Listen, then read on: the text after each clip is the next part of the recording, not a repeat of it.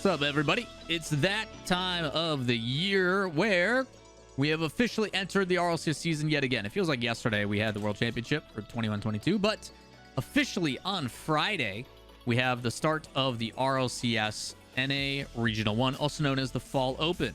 We've got 16 teams battling it in Swiss. It's going to be a lot of fun, and I figured I would make some way too soon predictions. We're going to take teams, not individual players, because I hate individual player tier lists.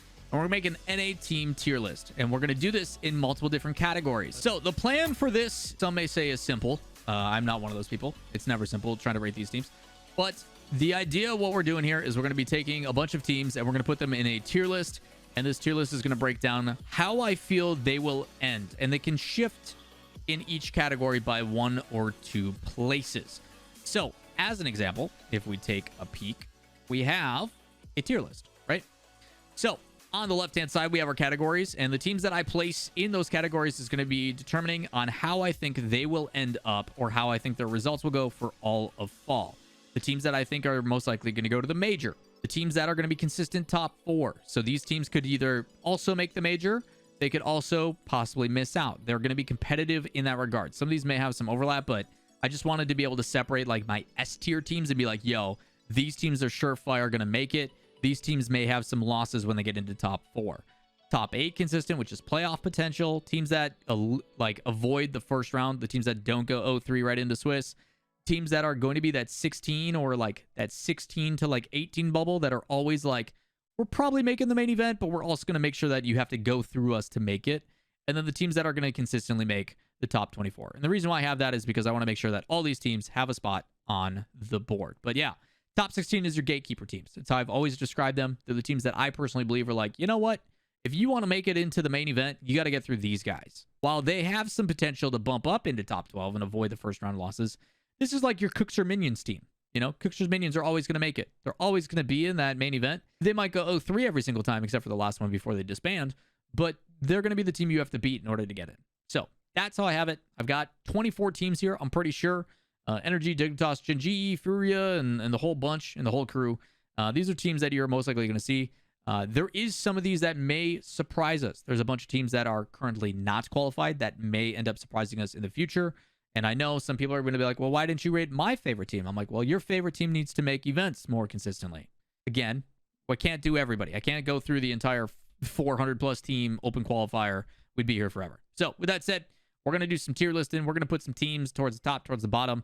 I'll try to give some explanation as to why I think they're there, but I also don't want this video to be 10,000 minutes. So with that said, teams to start off with, things that I think are surefires, teams that I will be heavily surprised if they are not at majors. Number 1, I think it's pretty easy to say that we go with the one and only G2. Obviously, G2 was a team that we saw, obviously, at the end of last season, have some pretty solid results. They were a team that obviously finished top 2 in the world last season. Realistically, I think G2 right now, the hardest thing for being a best team in a region is maintaining that spot. Consistency is the name of the game here. We did a points breakdown in previous ones. If you guys actually go to my stream, which we're doing this on right now live, if you go to !RLCS rosters and you click on that link, it will bring up this document. And the second tab in this document now is point distribution, and you can actually see the point allocation for every single split. How much you get for wins, losses, and the crazy thing about this is how much and how heavily weighted consistently ending top 4 is. Being in this area is so important just for point allocation and the way that it works. I know some people said like if you win a regional and then go like 8th and 12th, you can still probably qualify. So top 4, top like winning is a huge deal. So it'll be interesting to see on how things play out. But G2, I think their biggest concern right now is maintaining staying at the top. We've seen this happen in a bunch of different regions where being at the top is one thing because you have a playstyle that works. People are building a playstyle to beat you. So trying to stay one step ahead is not easy. So G2 stays. They should most definitely be a top 5 team in North America. I don't see any reason for them. They didn't change their roster. Like, things are good. Up next, I also have FaZe. FaZe, I think, has been playing great. I think they look really good. While they did get bodied by some teams, which was pretty surprising, overall, they're still learning and still trying to develop stuff. I think Mist is a great addition for that team. And as long as they do not become complacent, they shall be fine. As a solidified team, they look very, very good, but still can bleed. If anything, my brain says put them here because that's where FaZe usually ends, is 4th. The big question for FaZe, can you win multiple regionals? Can you stop getting 4th place at majors? Is that a possibility? That's honestly the real reason why FaZe beat V1. It's not because V1 threw. It's because FaZe always has to end 4th place. So, curious to see where FaZe ends up, but I do think they should be attending majors. They look pretty dang good. They were arguably the most consistent team in the world last year. Even with roster change, even with BDS winning a bunch, all that kind of stuff, even with G2, FaZe was the most consistent top-performing team last year, and they got better. So, hard to argue against. Up there as well is Space Station. I think Space Station's a really dang good team. I know a lot of people are talking about the whole conversation around LJ and previous with Reddles and this and that, but I think that Space Station team is killer. They look so good. In all the matches that I've watched of them, the only issue they had has been their execution. There is a level of confidence with LJ that he has not received yet, and when he gains that, they are unstoppable. As long as their accuracy is on, Space Station is easily a top 5 team in North America. They look so good. They still assert their playstyle, still super aggressive. Mentality-wise, they look a lot better. They don't have 2 players that are trying to, rip each other's heads off because they've got conflicting ideas on how to play the game.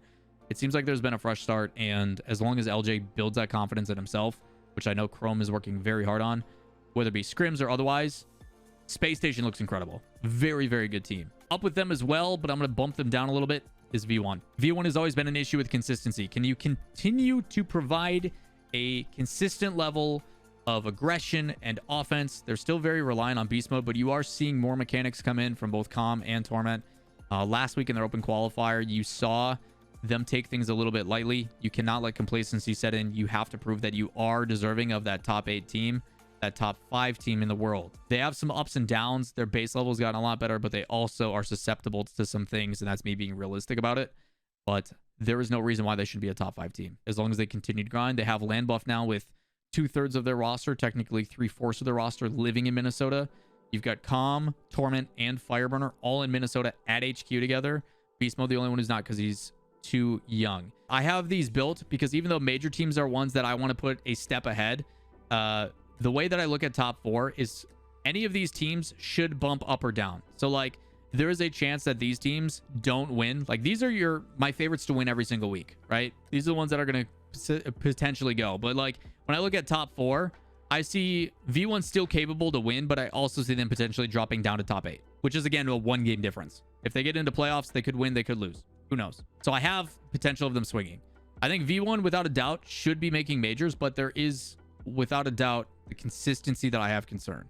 I think they're great. I think they're a phenomenal team. I think they have potential to win the whole thing every single time. But based upon what I have seen in my eye test, I want to make sure that, and I know they're aware of it as well, that they can't only rely on beast mode. And they're doing a lot of things to make sure that that is the case. But beast mode had to have multiple hat tricks for them to win last week. And Calm even said, hey, we took this team too lightly. Hey, we're the better team. We know we're the better team. That's not good enough. That is not good enough. Like, you can't take people like it is so... Look at all the teams in this bracket. Like, it is cutthroat. Would you say V1 performed better last season than people thought? Yeah, dude, they're a top 5 team in the world. Yes. Nobody expected V1 to be a top 5 team in the world. They tied 5-8. Up next, also favorites I would have to go is with Complexity. I think Complexity is a damn... Like, if I had to say who's going to majors right now in North America, it's these 5. They look... Complexity is so damn good. They look unbelievable. They have taken their intensity on offense and found ways to actually control pacing. It's not just full send all the time. They look so good with CRR. It's unbelievable. They're super fast. They're really refined on defense. They don't overcommit like crazy like they used to. They still work in demos. Like, they do so many good things. I love it. Complexity looks unbelievable. And it excites me. I'm so happy about what Complexity is looking like right now with CRR. They have been rewarded. CRR is a freak. Every time I was like, because I casted, V1 and Complexity played each other, went to 5. And like, honestly, Complexity should have won that series. Even though Com came out and he's like, yeah, we know we're the better team. And he's confident about it. But Complexity should have won that series, without a doubt. And the fact that V1 still won builds excitement. But I know that they are susceptible to losing because it came down to 1 goal. So that's why I have them top 4 consistent. But yeah, Complexity looks good. Do not sleep on Complexity. They are unbelievable. Up next, let's go with Furia. I think Furia right now is in a really tough situation. They just moved to Miami. I doubt they got much practice in. I don't know how much time they had to like actually play and stuff. So I'm a little bit reserved on them right now, but I do know they are capable of being better. I wouldn't be surprised that if we see them more consistently top 8 than we do top 4 initially. Maybe a couple weeks from now, a couple regionals from now, that changes. I assume by like fall invitational, you'll see them at their normal selves, but it might take a little bit to adjust and settle into North America, get used to the swing of things, new environment, you know, team house area, land center, whatever they're calling it. But I could see them take a little bit of time to get adjusted. It maybe this regional, maybe within the 2 weeks that they've been there now, they're good to go. But I wouldn't be surprised that if these teams beat them, like they already have shown. I'm curious on what we'll get out of them on Friday. In there as well as Optic. Optics looks pretty dang good. Still some things I'm concerned about Optic. If you give them space, AJ is going to continue to do what he does. You have to be in the face, challenge them early, demo and bump them. But as an overall, Magic Bear is only going to get better with the team. I think Reddles continues to facilitate and be a bump and demo heavy, and AJ is carry potential. We've seen him do it for Rogue even back in the day when they made top 4 at Worlds back in like season 6 or whatever it was, season 7. I think it was season 7. It was a long time ago. It's back when it was Cronovia and Wonder on that team. But AJ definitely has carry potential. He's a very solid team. Guys, you got to understand this is their potential. This is where I think they can be. These things can flip based upon where they're at. While I think these teams all have potential to be top 4, they can swing one way or the other. I think they're more likely to be top 4, top 8 than they are 8 to 12. It is a one-place shift. So I think these guys can go here and here. These guys can go here and here. Teams that are here can go here or here. So you take the average of them, put them in the middle. That's the way that I'm doing it. I don't care what you guys think. I'm doing it my way. While there's only 4 spots, there's 3 regionals, and multiple teams can end there. Okay? It can shift up and down. All it is one game. Who else? Do I want to put anybody else in there? Any other teams that I strongly feel are in that category? I think NA has a very solid top, like the top 7 in NA is very solid. From there, it gets a little bit interesting. Next, I would go U with NRG, Dig, gen.g. Rogue's been looking okay too. Maybe Shopify, maybe Axel. I'll come back to those. I got to think more about those. So top 8 are teams that I think are obviously fully capable, but I think if you pair them head to head against the teams above them, they'll lose every time. I think these teams should 9 out of 10 times beat these teams. Yeah, I'm going to put Shopify in there as well. Rogue has shown a ton of potential, obviously recently, even though they didn't make any changes. It does look like Gyro has been playing with a lot more confidence, more consistent just in general. And I think that's been very much so needed. I don't know if they're going to be able to keep up that consistency with the pressure and stuff that they're applying and the confidence that they've had, but it's been good so far. I feel like Aqua's coming to his own in the second season. Gyro's playing extremely well, and Taroko has really shored up that defense still. If he continues to move up into midfield and make some challenges as well as put some shots away, they've been looking good. Shopify, 2 pieces, the talk of the town. He's one of the most sought after free agents this offseason, both 2-piece and Chronic. Shopify looks pretty dang solid. Memory continues to not get enough credit for what he does. And I think that's primarily because he uses the same controller layout as Rizzo. It doesn't make any sense using your left analog to accelerate as well. I don't get it. It's weird. Memory doesn't get enough credit. I think Parth was overshadowed for a while. And I don't know if Parth is one who's going to get any note. Like, he's always been overshadowed by the people on his team. Like, 2-piece is going to continue to take more attention away from Parth. I think that's good for Parth. I think Parth allows to just be a very solid player. And that's being supported by Memory, who continues to propel a team and give them a stable, like, defense. So Shopify's in there. Gen.g, I think, is going to take more time and experience. There's a lot of potential of that team. I just think they need to make sure that they put games away. Their defense is still pretty iffy at times, but without a doubt, their offense has a ton of potential. Their pass plays, like, their understanding of the field is good. So I'm curious on what Gen.g is going to look like long-term. But I do think that they will be... Like, I don't see Gen.g going 0-3 every single time. I can't. I think it'd be really weird to have that be their results. I think they can easily, out of all the teams that are going to be ranked from like 9 to 16, they should be able to take at least one of them in a game in Swiss. It'd be very odd if they didn't. But I think the teams above them should beat them. Maybe that changes over time. That's kind of what it is exciting to find out about. Up next, we've got Dignitas. They've been looking good. I like their results so far. I was a little concerned because I was pretty happy to see that it was supposed to be Andy Dries and I think Zenil. I think Zenil was supposed to be their third, but then he Uno reverse card and went to Dark Zero. And I actually think it's probably better now that they have Delta. Because I don't think Delta's ever gotten a lot of love. I actually was really a big fan of Delta, Beastabonium, and Turinturo. I think that loco team looked actually pretty damn solid. The overall, I think, is kind of built some resilience with the team. Like I look at where all these players have come from. Dries has obviously been playing in that Envy optic, learned about defense, knows how to, you know, be patient and not challenge everything and be a little bit more reserved. Andy has the ability to pop off at any given moment, has never gotten enough credit for his play style. I mean, shoot, he's carried me to a tournament win before, and I'm terrible at this game. And then Delta, again, another one of those players that's just a very solid player. So I don't think any one of these players has like a massive ego that's going to get in the way of how they play. It's just a matter of can they put it together as a collective. And they showed that in their qualifiers. I think their close qual went pretty dang well, if I remember correctly. What was it? They didn't even go close qual. They were top 16 and in, right? 3-2. They lost to V1 and Axel. They beat Luminosity, they beat Accru, and they beat Furia. So like they're beating some notable teams and they're punching up in their weight. But I'd probably put them more in this area. I'd put them in between. Maybe in this area for Dig. I have to debate on that. And then NRG is NRG. Even though they've been declining for a while and everybody gives them a bunch of hate, they still punch down and beat every team below them. You can't tell me that if you put NRG in a team's ranked 9 to 16 area that they're not going to probably come out every single time. And if they don't, they'll at least make they're top 12. They will always, like, if NRG is not in a main event, we've got big problems. They may not do great in the main event, but they will definitely be in the main event. Maybe they peak and they clutch up like they did. They went 5-0 in OTs, I think, in their 3-0s in the close qual. And there's a very good chance that they just show up. So up next, and I think one that has to be talked about, is Team Axel. I think you could probably do this, actually, if I'm being honest. That Axel team is 2/3 the former Oxygen team, if I remember correctly, with Gim and Toasty. It is. Gim, Toasty, and Ajax. I don't know what I'm getting out of that team, personally. I think Pirates on a Boat with Andy was awesome. I loved watching that team. They looked so solid. And maybe it was. Maybe they just needed one change. Maybe LJ just didn't feel comfortable with the playstyle, and they look good. But this Axel team, I don't know. I have question marks around them because I know there's tons of potential. But is it going to be enough to consistently make top 8, or are they going to just win one of the rounds and then kind of fall out? Like, I struggle with where I put these.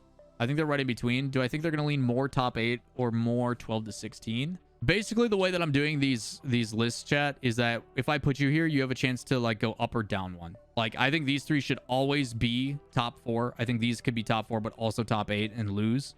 Like, they could get upset by the like one of the other teams. I'm gonna put Axel up, and I'm gonna drop down. I'm gonna drop down gen.g for now.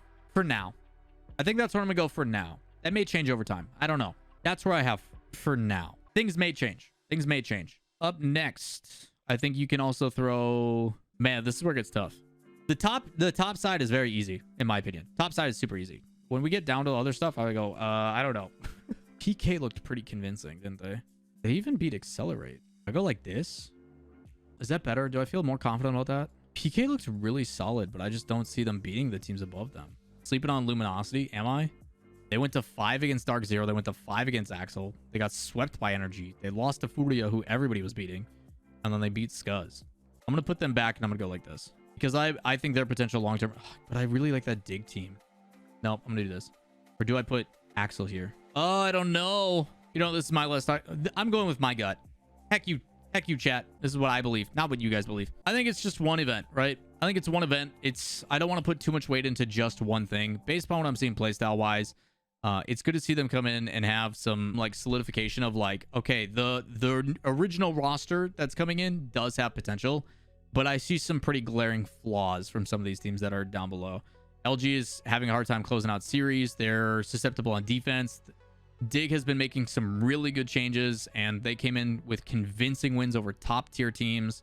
Same can be said about Shopify and their solidification. Shopify should have been a top 16, straight up. Without a doubt, Shopify should have never had to play in open quals, in my opinion. Anybody who talked about them in scrims, anybody who saw them play, like, insane. Absolutely insane. So, these I want to see more of. That's kind of where I'm at. Right now, do I think they're going to make every event? Yes, they should. There's too much talent on the team to not.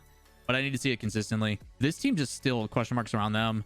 They surprised me, and I think that more likely they're probably going to be here as teams build more. But yeah, Accru, Dark Zero, like Soul, Ghost, Step Bros even. I think there's a lot that'll be in this, and they'll probably do this. The reason why I have these here And these can swing one way or the other, right? Like, again, I think these teams have potential to upset these teams. I think these teams have potential to upset these teams. But the way that I look at it is overall, I have concerns across the board of what they may or may not be. I think overall, Step Bros has shown some potential, but they're still susceptible to some things. Ghost as well. Ghost has shown like some pretty solid performances against some pretty notable teams, I would say. They beat a crew. So like they beat a crew, but then a crew also got eliminated. But a crew had to play FaZe and Dig, who both auto-qualled immediately, while Ghost lost to Space Station, G2, and NRG. It's like the potential's there, but they got dealt a pretty tough hand. X said after all that talk, the only team that they have beat, ironically enough, is an EU team, which I think makes me really happy. After all that talk and after all the banter, they beat the EU team and lose to everybody else. I think it's kind of funny. But yeah, I think Dark Zero is super close to qualifying and potential to show top 16 consistent. Seoul has proven themselves. I'd probably put Seoul even. Like, again, I don't think the order of these really matter. The Step Bros have shown ups and downs, but they're still losing to teams that are below them, which again shows inconsistency. But yeah, I don't know. I look at the like teams that are punching up, and overall they could swing and these could alternate in between, but I personally have more belief that these teams will consistently win. I think you could possibly throw in Gentlemen here and there. I think there's a lot of potential for XSET. I just haven't seen it yet, but overall, these three will be at LAN. Out of these three, two of them also get to go to LAN, and I don't know who it's going to be. And that excites me. But the way I have my list, guaranteed for LAN, should be at LAN no matter what. Some of these are not going to make it. There may be tiebreakers. There may be upsets. There may be some things here and there. And then these swap. So like these teams could make top 4 if they get an upset. These could make top 8 if there's an upset. And they shift in between one or the other. Again, Seoul could either A, consistently make top 16 and then lose, or they could be like a 2-3 team that doesn't qualify and one of these other teams does. It goes both ways. Understand there's 5 teams here. There's only 4 spots. So it can shift. But I think these teams are going to be the ones that you see notoriously making top 16, potentially going 0-3, maybe 1-3 once in a while, or they get beat out by the teams below them. We will have to wait and see. So it will be interesting to see on how things play out.